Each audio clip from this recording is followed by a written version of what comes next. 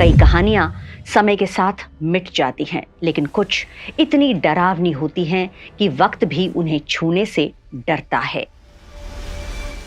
अचानक एक रात पूरा गांव बिना किसी संघर्ष के, बिना किसी सामान के चुपचाप हमेशा के लिए खाली हो गया। जहां आज भी सूरज ढलते ही सन्नाटा चीखने लगता है।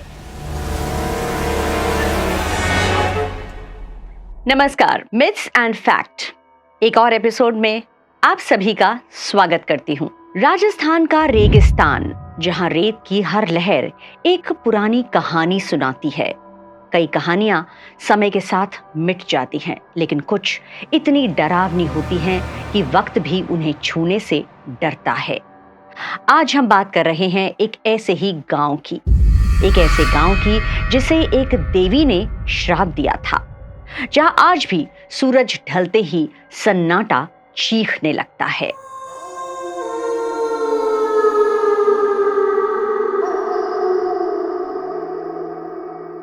नाम है कुलधरा।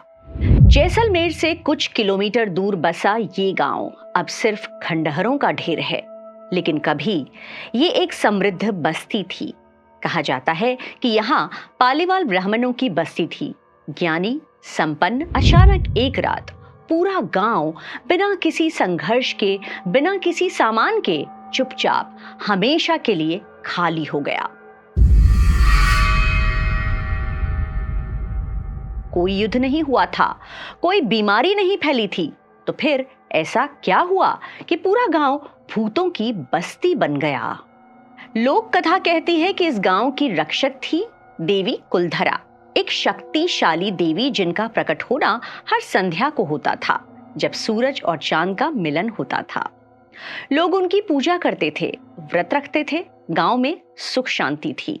लेकिन जैसे हर कहानी में कोई मोड़ आता है, यहां भी आया। मानव का अभिमान। एक दिन गांव के कुछ लोग देवी के मंदिर में उनके नाम से शक्ति का दुरुपयोग करने लगे। भोग बढ़ा, आस्था कम हो गई। कहा जाता है देवी ने चेतावनी दी, मेरी पूजा करो पर मेरे नाम का व्यापार मत करो। लेकिन इंसान कहां सुनता है। फिर आया वह दिन जब गांव में अंतिम बार देवी ने दर्शन दिए। उनकी मूर्ति की आंखों से आंसू बह रहे थे। पूरा गांव मंदिर में इकट्ठा था। देवी ने कहा, अब ये गांव मेरा नहीं रहा, यहाँ पाप बस चुका है, अब इस धरती पर कोई नहीं टिक पाएगा। और उस रात कहते हैं गांव के सारे घरों के दिए बुझ गए। पशु चिल्लाने लगे, बच्चे डर से कांपने लगे।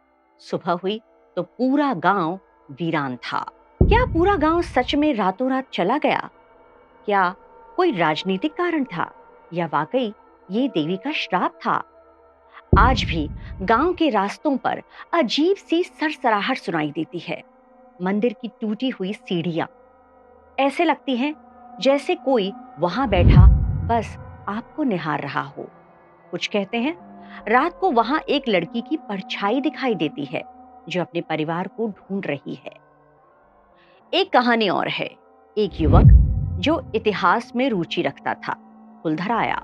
उसने कहा, मैं तो सिर्फ रिसर्च के लिए आया हूं। लेकिन जब वो इंसान रात को मंदिर में पहुंचा तो वहां से वापस नहीं आया। उसकी कैमरा रिकॉर्डिंग में आखिरी आवाज थी, तुमने मुझे पुकारा, अब छोड़कर क्यों जा रहे हो? आज भी लोग मानते हैं कि उसकी आत्मा वहीं भटक रही है। कुलधरा सिर्फ एक जगह नहीं है, ये एक एहसास है, एक डर है, एक कहानी जो मिट्टी में दबी हुई है पर हर कदम के साथ जिंदा हो उठती है। आप तैयार हैं?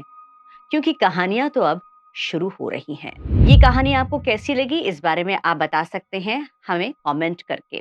आप लाइक करें, शेयर करें, सब्सक्राइब करें, मगर सबसे जरूरी है कि आप कमेंट करें और हमें बताएं कि ये कहानी आपको कैसी लगी। इस बारे में आप क्या जानते हैं? क्या आपका कोई अनुभव हो चुका है ऐसा, यहाँ या किसी भी और जगह? यदि आपके पास भी हमें बताने के लिए कुछ कहानियां, कुछ रहस्य हैं, कुछ तथ्य हैं, तो प्लीज़ कमेंट ज़रूर कीजिए, हमें अच्छा लगेगा और हम कोशिश करेंगे आप तक पहुँचने की और उन कहानियों को लोगों तक पहुँचाने की। कहानियाँ बहुत सारी हैं, इंतज़ार कीजिए, जुड़े रहिए हमारे साथ मिथ्स एंड फैक्ट में। धन्यवाद।